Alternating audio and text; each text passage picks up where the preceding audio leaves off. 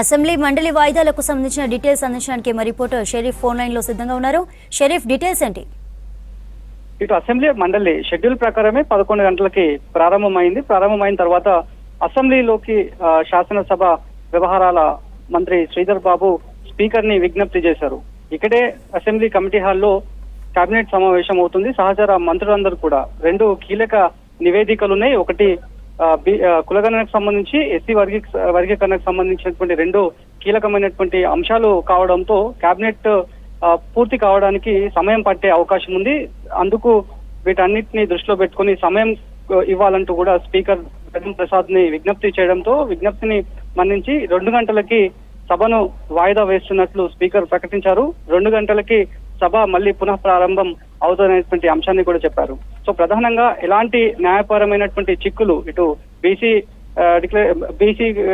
Reservation కి సంబంధించి SC వర్గీకరణకు సంబంధించినటువంటి 2 అంశాలపైన హైకోర్టు అదేవిధంగా సుప్రీంకోర్టులకు సంబంధించినటువంటి నజర్ కూడా ఉంది. కాబట్టి ఇప్పటికే ఎస్సీ వర్గీకరణకు సంబంధించి సుప్రీంకోర్టు ఒక డైరెక్షన్స్ కూడా ఇచ్చింది. 1 men committee justice Sameem Akhtar నేతృత్వంలో ఒక కమిటీని ఏర్పాటు చేశారు. ఆ కమిటీ పూర్తి స్థాయిలో కూలంకుషంగా కన్స్ట్రక్టివ్ రిపోర్ట్ ని సబ్మిట్ చేసింది. ఆ రిపోర్ట్ అంతా కూడా సబ్ కమిటీకి అందజేశారు. సబ్ కమిటీ చైర్మన్ గా మంత్రి ఉత్తమ్ కుమార్ రెడ్డి ఉన్నారు.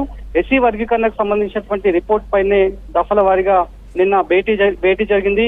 ఆ భేటీ అనంతరం రేవంత్ రెడ్డి దృష్టికి ఆ రిపోర్ట్ ని తీసుకొచ్చారు. ఆ రిపోర్ట్ కి సంబంధించినటువంటి అంశం పైనే అసెంబ్లీ కమిటీ హాల్లో కేబినెట్ కూర్చుంది. కేబినెట్ లో సహచర మంత్రులందరూ కూడా మాట్లాడుకుంటున్నటువంటి పరిస్థితి. సో ఎట్లా కేటగరైజేషన్ చేశారు? ఇప్పటికే కొన్ని ప్రచారం జరుగుతోంది. ఎస్సీ వర్గీకరణ మొత్తం 4 విభాగాలుగా చేశారు అనేటువంటి ఒక కేటగరైజేషన్ చేశారని చెప్పి ఒక చర్చ జరుగుతోంది.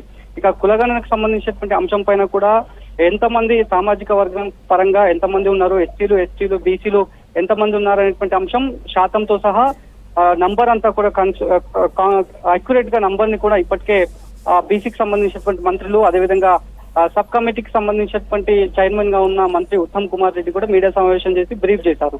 ఇక ఇప్పుడు మాత్రం కేబినెట్ లో ఆమోదం తెలపాల్సినటువంటి అవసరం ఉంటుంది. ఇక్కడ కేబినెట్ లో ఆమోదం ముద్ర పడిన తర్వాత చర్చకు విపక్షాల మధ్యకి సభలోకి ఈ 2 నివేదికలను తీసుకుపోతున్నారు.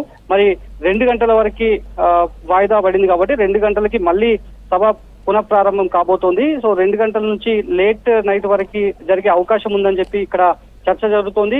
సో ఎట్లా ఉండబోతోంది ఈ 2 నివేదికలకు సంబంధించి బీఆర్ఎస్ కావచ్చు అదేవిధంగా బీజేపీకి సంబంధించినటువంటి శాసన సభ్యులు ఏ అంశాలను లేవనెత్తే ప్రయత్నం చేస్తున్నారు? ఇప్పటికే బీజేపీ ఆల్ పార్టీ మీటింగ్ కి డిమాండ్ చేస్తున్నట్టుగా కూడా తెలుస్తోంది. అదే చర్చ పొలిటికల్ సర్క్యూట్ లో జరుగుతుంది. మరి ఇప్పటికైతే బీఆర్ఎస్ కి సంబంధించినటువంటి స్టాండ్ పైన ఇంకా క్లారిటీ రావాల్సినటువంటి అవసరం ఉంది. కాబట్టి ఏ పార్టీకి సంబంధించినటువంటి శాసనసభ్యులు ఏ అంశాన్ని సభలో చర్చకు తీసుకురావాలన్నా సరే వాళ్ళ అనుభవాలను వాళ్ళు ఇచ్చేటువంటి గైడెన్స్ అంతా కూడా తీసుకుంటాం. ఇదంతా కూడా చట్ట ప్రకారమే జరిగింది. చాలా మంది కలెక్టరేట్లు చాలా మంది బ్యూరోక్రాట్స్లతో రూపొందించినటువంటి కులగణనకు సంబంధించినటువంటి నివేదిక ఇది. మరొక అంశం 50% రిజర్వేషన్ సీలింగ్ ఉంది కాబట్టి 50% సీలింగ్ కి సంబంధించి సుప్రీం గైడ్ లైన్స్ కూడా ఉన్నాయి. వాటికి బేరోజు వేసుకొని ఏ రకంగా ఇబ్బంది కలగకుండా న్యాయపరంగా ఏ రకమైనటువంటి చిక్కులు ఎదురు కాకుండా ఈ రిపోర్ట్ ను సిద్ధం చేశామని చెప్పి ఇప్పటికే ప్రణాళిక శాఖ చెప్తోంది. అదే విషయాన్ని 2 సబ్ కమిటీలకు చెప్పారు. అటు ఎస్సీ వర్గీకరణకు సంబంధించి ఇటు బీసీ కులగణనకు సంబంధించి కూడా 2 అంశాలను చాలా క్లియర్ గా చెప్పారు. కాబట్టి ఇప్పుడు ఒక బిగ్ డే గా మాత్రం ఇవాళ తెలంగాణ అసెంబ్లీలో ఉండబోతోంది.